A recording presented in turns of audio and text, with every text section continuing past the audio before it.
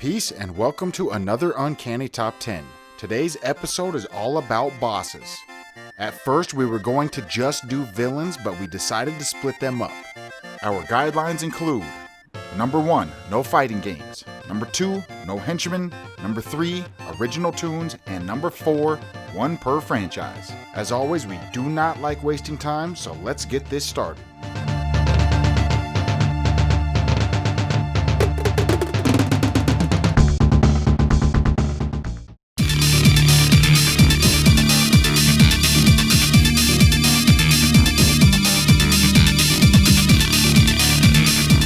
Number 10, Streets of Rage 2, Revenge of Mr. X.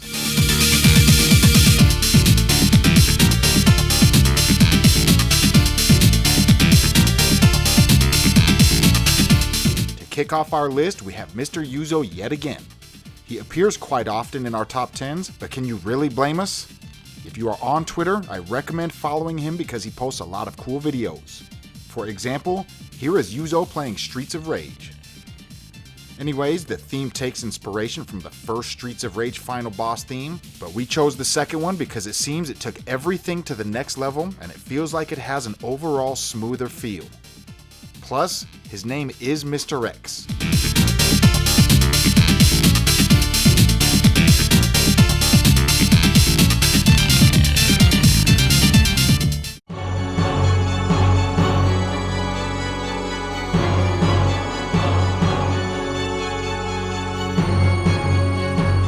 Number 9, Mega Man X8 vs. Lumine, First Form.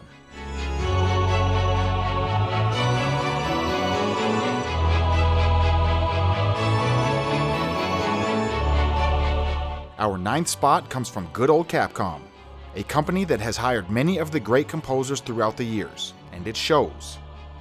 Many Capcom games have not just memorable themes, but some of the most well-known themes in games, period. This one is a dark theme with almost a medieval or gothic feel to it. I could picture this in many different games, from Legacy of Kain to Castlevania for example, and it would work just fine. It's not just the organ, but the feel of the track as a whole.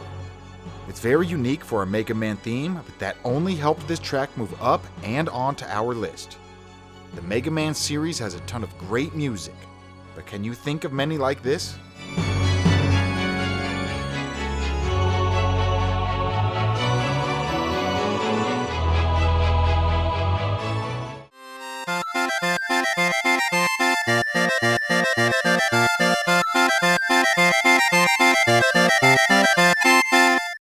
Number 8, Donkey Kong Country, King K. Rool's Theme, Gangplank Galleon.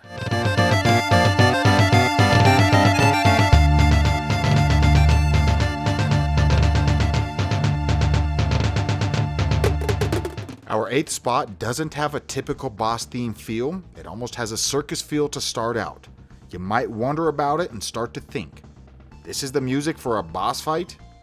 But then the track slowly fades into a theme with a darker feel and it really takes off. This is where the track starts to separate itself from other boss fight themes. I really enjoy this one, and it all starts with that bass line. The Donkey Kong Country trilogy on the SNES has some of the all-time great music in gaming, including the final boss theme.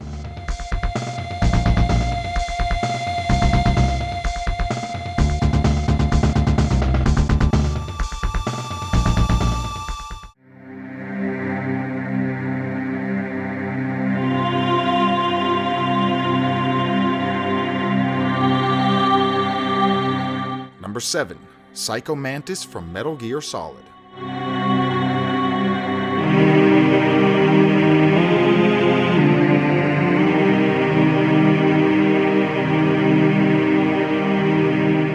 Our lucky number 7 spot is held by an eerie theme. There are no drums or percussions, and that helps build the mysterious vibe.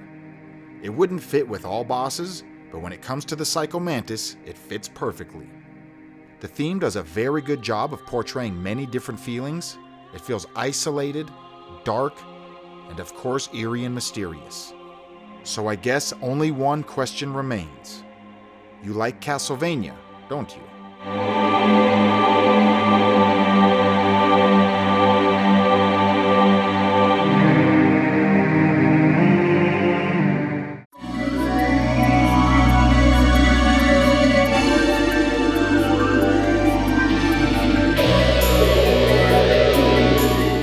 6, Draculas Theme, Castlevania.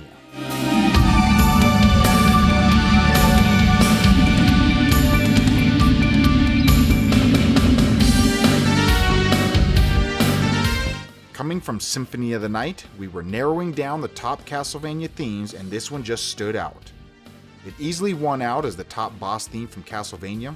Some may not classify it as a boss theme, but Dracula is the boss of numerous Castlevania games, and even Smash Bros. Ultimate uses this as his theme. So after all was said and done, we decided to allow it. This theme is action-packed and sets the mood perfectly. What is a theme? A miserable pile of notes.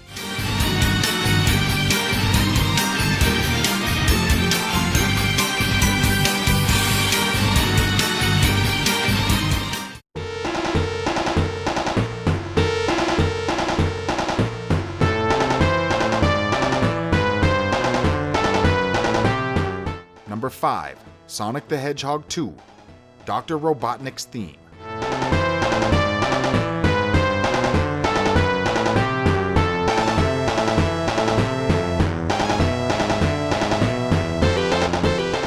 So this one was a little bit difficult to narrow down. It was between this one and the theme for Sonic Adventure 2. We ended up going with the Sonic 2 theme for a few reasons. Its nostalgic factor was a part of it, and then the fact it's from a 16-bit console where the composer was limited by the hardware. Despite the limitations, this is what Masato came up with. I think it captures the nature of a villain. It feels evil, chaotic, and almost random at times. The Sonic 1 and 2 soundtracks composed by Masato are two of the all-time great soundtracks. It's difficult for me to choose one, but when it comes to the final boss theme, Part 2 wins this time.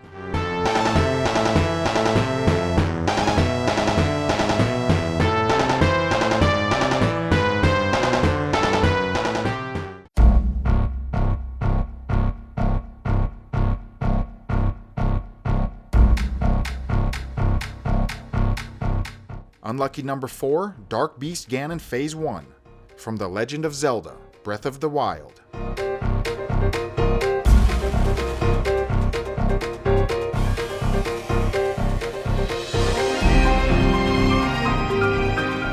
So this may be where some people disagree. We chose this theme because of the depth, the progression, the way it fits in the game, and the overall feel. In a playthrough of Breath of the Wild, you will hear a piano throughout the game, and this Ganon theme contains that same piano. So by the time you reach Ganon, it has a familiar ring, but then it takes a dark turn, and next thing you know, the piano is going crazy and the track just keeps building and building. I have never heard a Ganon theme this in-depth, as well as this clean. Everything about this theme is crisp. Compression? You have no power here.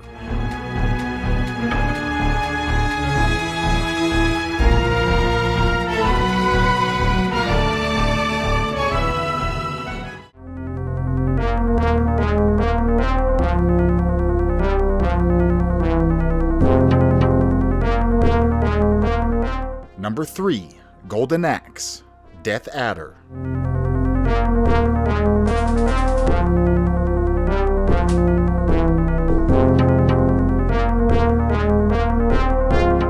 Now, in my opinion, this is one of the great games and one of the great soundtracks. But with so many fantastic soundtracks out there, it's easy to overlook some. I believe this soundtrack should get more attention. This was one of the very first games that I can remember where there is a clear-cut theme for the final boss. When this theme kicks in, you know it's about to go down. It's so simple, but yet so effective. It kind of reminds me of Golbez from Final Fantasy IV. I don't mean the structure or the melody, but just how effective it really is. The greatest themes are not always the most intricate.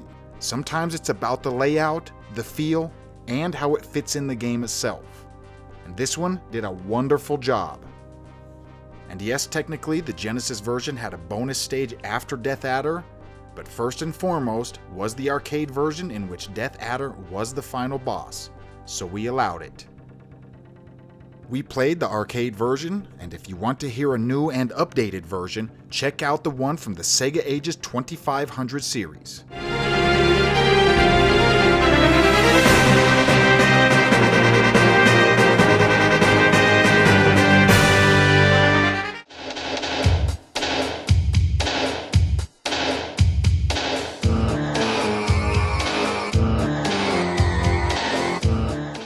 2. Bowser's Theme from Mario 64.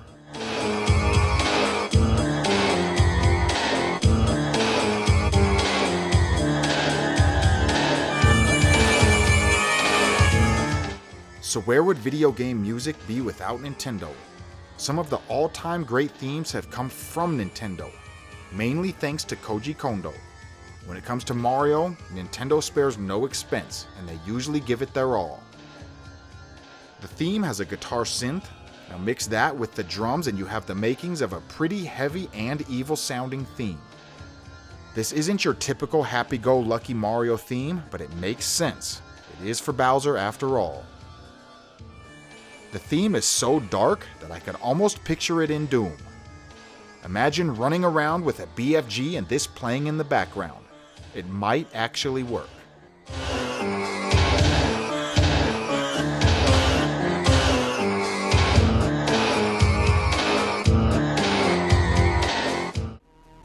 And before we get to our top spot, let's cover a few honorable mentions.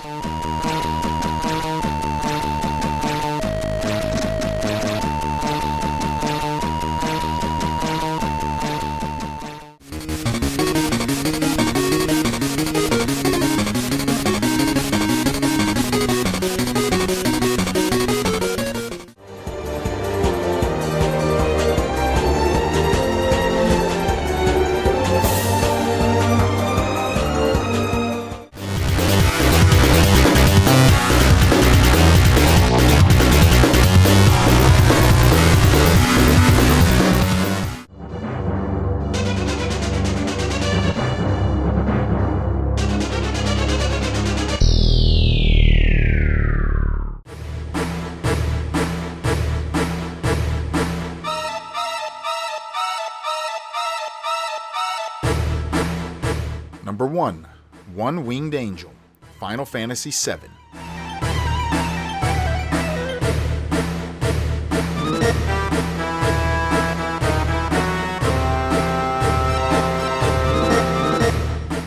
One of the all-time great themes from any game, any era, and any genre.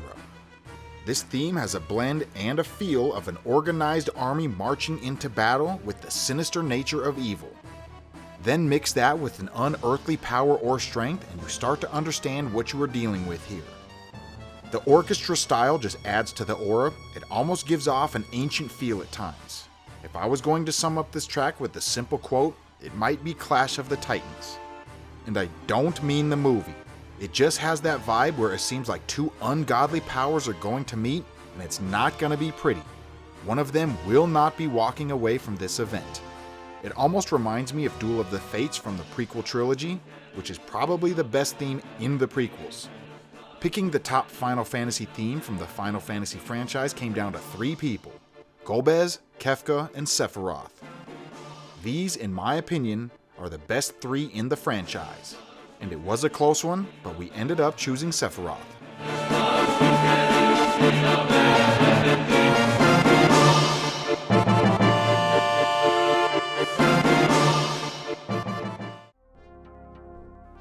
So there you have it, our top 10 final boss themes.